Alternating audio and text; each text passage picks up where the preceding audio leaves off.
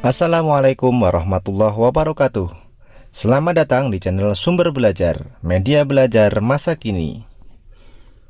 Kali ini kita akan belajar materi kelas 5, tema 6, subtema 3 pembelajaran pertama, bahan konduktor dan isolator.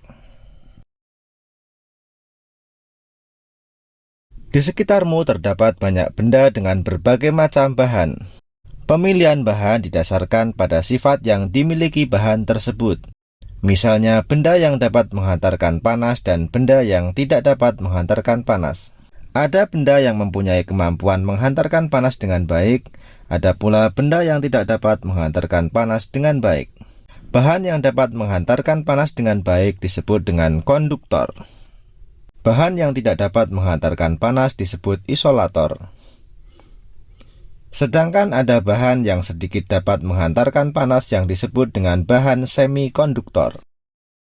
Bahan konduktor yang sering digunakan dalam kehidupan sehari-hari biasanya terbuat dari bahan logam. Panci, wajan penggorengan, dan beberapa peralatan masak di dapur terbuat dari logam. Jenis logam yang paling sering digunakan untuk membuat alat-alat tersebut antara lain besi, aluminium, dan tembaga. Bahan yang tidak dapat menghantarkan panas disebut isolator. Beberapa bahan yang termasuk sebagai isolator antara lain adalah kayu, kain, dan plastik. Penggunaan bahan-bahan ini banyak sekali dijumpai di sekitar kita.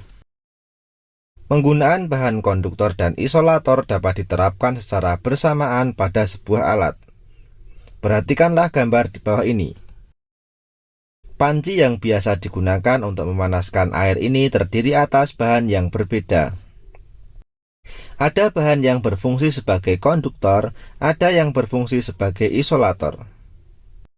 Pada gambar tersebut, terlihat bahwa penggunaan bahan isolator berguna untuk mencegah panas dari sumber panas dialirkan ke pengguna panci. Aliran panas berhenti pada bahan isolator karena bahan tersebut tidak dapat mengalirkan panas secara konduksi dari sumber panas. Sehingga, penggunaan bahan isolator terutama untuk melindungi pemakai alat agar tidak kepanasan dan dapat menggunakan alat tersebut sebagaimana mestinya. Selanjutnya, perhatikan dengan seksama bacaan di atas, dan kamu akan menemukan beberapa kata yang dicetak miring. Tuliskan kata-kata tersebut di dalam tabel berikut, lalu carilah artinya dengan menggunakan kamus.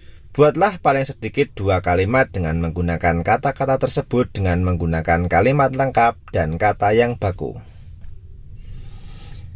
Yang pertama, kata bahan.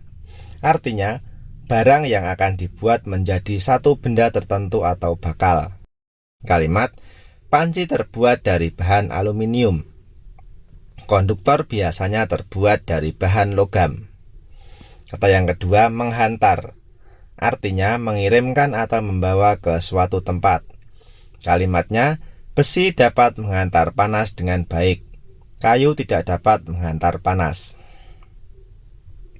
Untuk kata yang ketiga, konduktor. Artinya bahan yang dapat menghantarkan panas dengan baik. Contoh kalimatnya, aluminium merupakan salah satu bahan konduktor. Ada banyak benda yang digolongkan ke dalam konduktor. Kata yang keempat, isolator.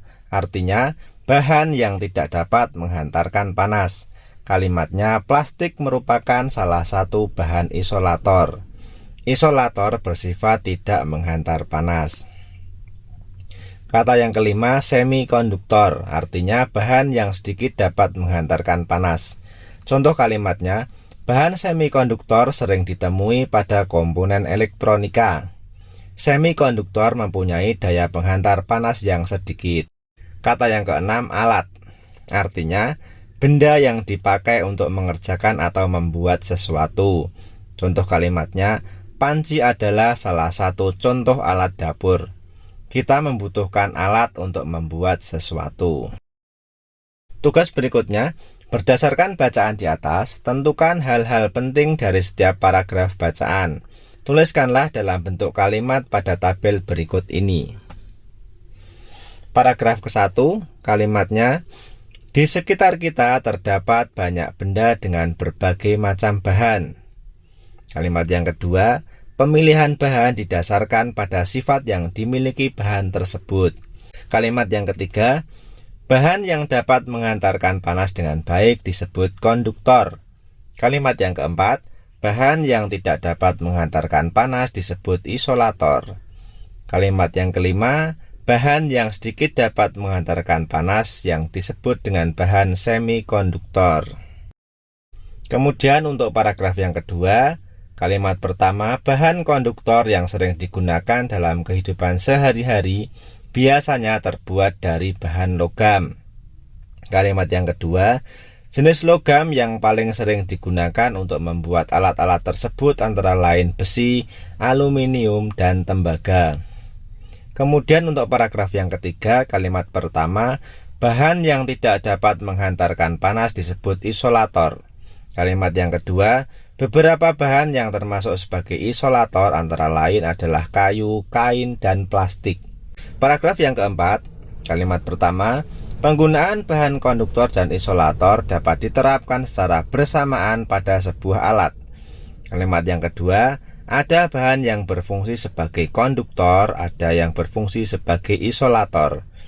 Kalimat yang ketiga, penggunaan bahan isolator berguna untuk mencegah panas dari sumber panas.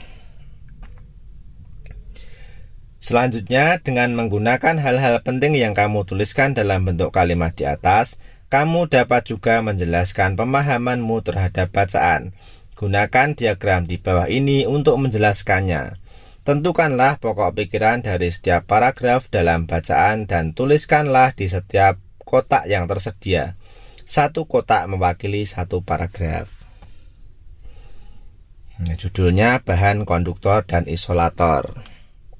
Paragraf pertama, pokok pikirannya tentang macam bahan. Kemudian penjelasannya, terdapat banyak benda dengan berbagai macam bahan.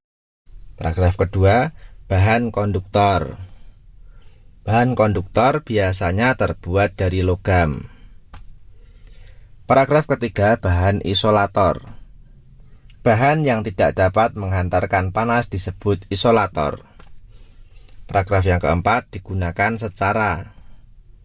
Penggunaan konduktor dan isolator dapat diterapkan secara bersamaan. Demikian penjelasan dari kami. Jangan lupa like, share, and subscribe channel Sumber Belajar. Terima kasih. Assalamualaikum warahmatullahi wabarakatuh.